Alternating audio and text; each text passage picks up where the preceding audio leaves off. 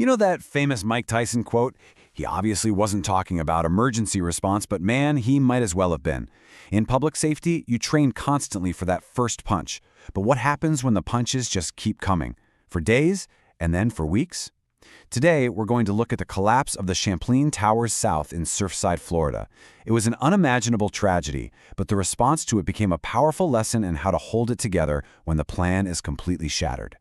So, let's set the scene. In the very early morning hours of June 24, 2021, the plan for hundreds of residents and responders was about to be completely obliterated by a catastrophic failure that literally no one saw coming. Just look at how fast this all went down. At 1:20 in the morning, half of a 12-story building just vanishes. 2 minutes later, the 911 calls start flooding in. People are frantic, confused, talking about explosions and what felt like an earthquake. 3 minutes after that, the first boots are on the ground. And only 5 minutes later, the call goes out. This is a full structural collapse. We're talking 10 minutes from disaster to a massive, multi-agency response being triggered. The speed is just staggering. So what did those first responders walk into? Pure chaos. This wasn't some neat, tidy scene. It was pitch black, the air was thick with dust, and they were staring at a mountain of debris that was still shifting and settling. They were trying to find survivors on a site that was, frankly, actively trying to kill them. And this rapid escalation is absolutely critical. The second that incident was upgraded, the system automatically activated the elite urban search and rescue teams, Florida Task Force 1 and 2. These are the pros, the structural engineers, the canine handlers, the specialists in collapse rescue. They didn't have to wait around for someone to call them hours later. The system was built to get them moving immediately. Okay, so you've got dozens of agencies and hundreds of people all converging on this one incredibly dangerous spot. A new challenge pops up right away. How on earth do you get all these different groups with their own cultures and their own way of doing things to work as one team?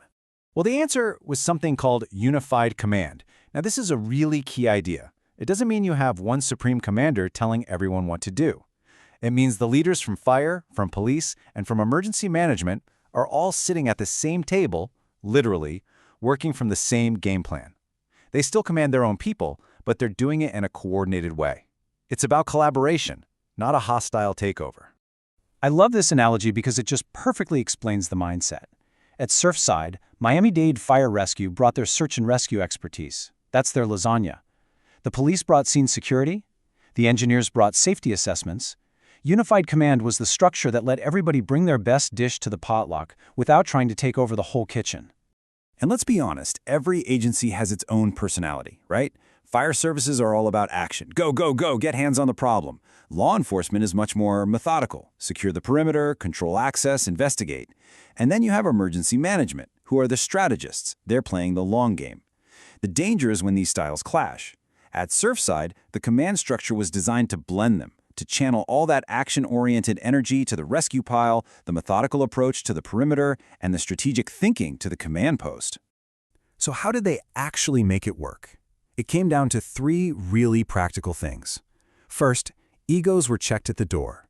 Leaders knew when it was their turn to lead and when it was time to hand off responsibility. Second, all the resources were managed centrally, so you didn't have one agency hoarding all the good equipment. And this last one is so important. They all spoke plain English on the radio. No confusing 10 codes, no agency-specific jargon. Just clear, simple communication so a firefighter from one city could understand a police officer from another, no problem.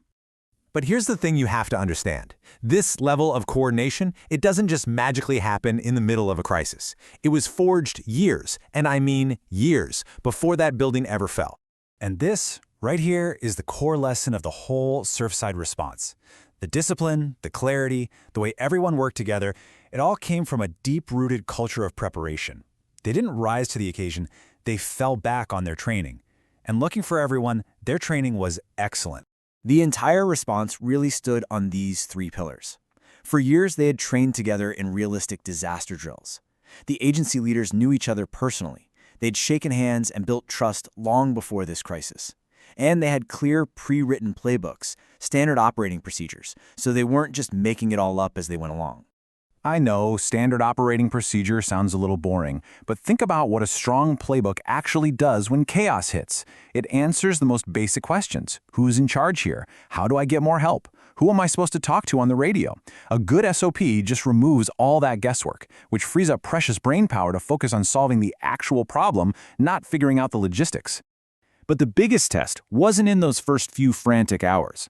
It came later, when the initial adrenaline wore off and the sheer, grinding reality of a long-term operation really began to set in.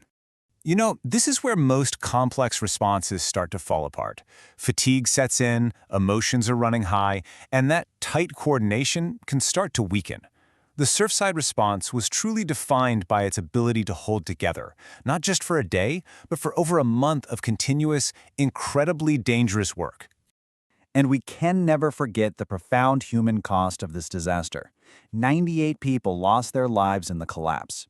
Every single action taken by those responders was in service of those victims and their heartbroken families. And yet, in the middle of all that danger, this next number is just astounding. Over a month of working on an unstable pile of rubble with fires, terrible weather, and the constant risk of another collapse, there were 0 responder fatalities. That is a direct result of disciplined, coordinated safety protocols. Just incredible. And just look at the scale of this whole effort. Over 800 responders from all across the country cycled through that site. Managing that many people from that many different agencies while keeping them safe and effective, it's a logistical achievement of monumental proportions. So, how did they do it? Believe it or not, the key was documentation. The daily incident action plan became the shared brain of the entire operation. Every 12-hour shift had clear, written objectives, so when a new crew or a new commander showed up, they could read the plan and instantly know exactly what had been done, what the risks were, and what the priorities were for their shift. And that really brings us to this powerful idea, which I think sums the whole thing up. Unity wasn't about silencing different perspectives or forcing everyone to think the same way. It was about getting all those different voices, fire, police, engineers, state partners, federal partners, to point themselves in the same direction, all working toward the same goal. The legacy of Surfside is a hard-earned, painful lesson in resilience. It shows that our ability to withstand that next punch in the mouth won't be decided during the disaster itself. It's determined by the work we do today, the training, the relationship building, the planning. So the question it leaves us with is a really simple one. Is your community ready?